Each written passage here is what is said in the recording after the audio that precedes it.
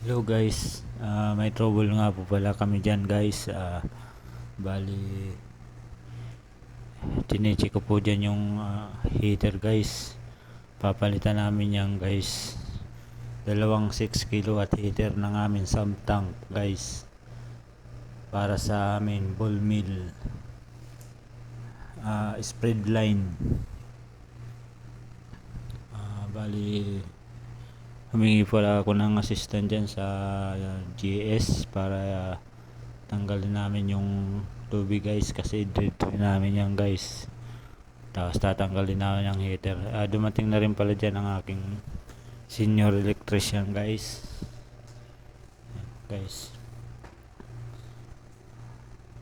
Bali, dalawang heater guys tatanggalin, parehas na busted guys. Parehas na putok guys. 6 kilowatts.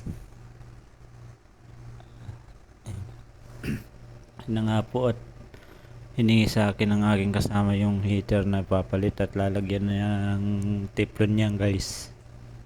Habang ako naman binabaklas ko guys yung lumang heater. Ayan na po, at chichikin ko yan guys kung talagang ko-confirm natin yung resistance niya. Kaso nabasa ko dyan guys na shorted na yung isa. Yung isa naman ganun din, open na yung isa. Kaya parehas natin yung papalitan guys. Yan na nga po guys. Papalitan natin yan guys, na heater na yan guys. Yan, habang dinalagyan ng aking kasama guys na teflon tape, para hindi siya, pag kinabit namin, hindi siya maglilik. Nga po, tatanggalin na natin yung guys, yung luma dyan.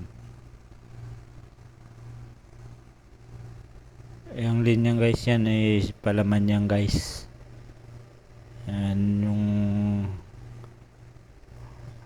ano yan guys, kailangan niya ng heating dyan guys, para yung ano, hindi tumigas yung hinahalo dyan. Kasi bull mill mixer yan guys, mixer yung palaman. Kaya may ano yan guys, may chiller saka cooling, nagsisirculate sa aming dyan sa body ng mixer namin, para ma-maintain niya yung init guys. Yan na guys, tinuturo ko nga pala dyan guys yung heater na ano, may crack na yun, kaya grounded na. Ayan guys, ayan na guys. At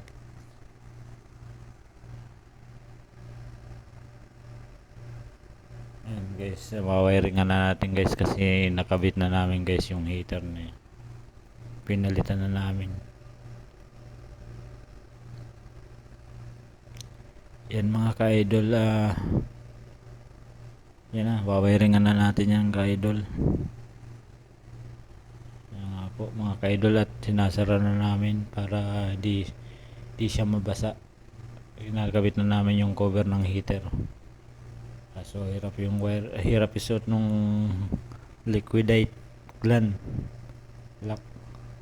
Kaya bubunutin ko yan sa loob yung wire, para may pasok natin yung liquidite yan. Binunot ko yung wire na yan guys. Yun, sakto, pasok.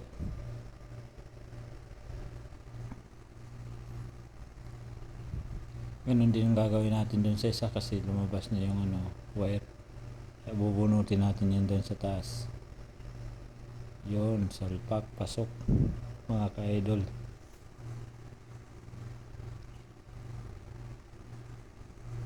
Yan, ready. Iwan ko na dyan ng breaker mga ka-idol.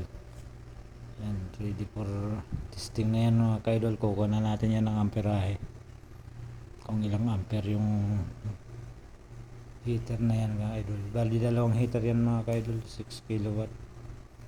Malakas na yan, para mabilis mag cut off.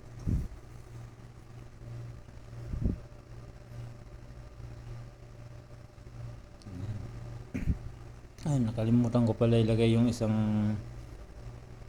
heater na supply, kaya kakabit ko sa contactor niya guys. Ayan. Tinanggal ko nga pala yung dyan, yung wire.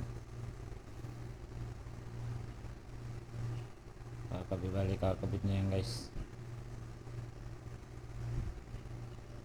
Suportahan niyo ako mga ka-idol sa aking page Oragon Vlogs. Salamat mga ka-idol in advance.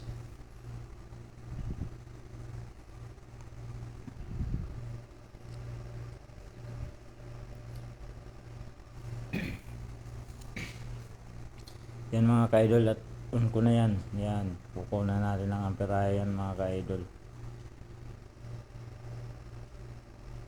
Yan, 8 amperes yan mga ka-idol. Valve. Yan, sa kabila naman kung ilan. Yan, gumagana na yan mga ka-idol. Good na yan, tapos na yan. Thank you.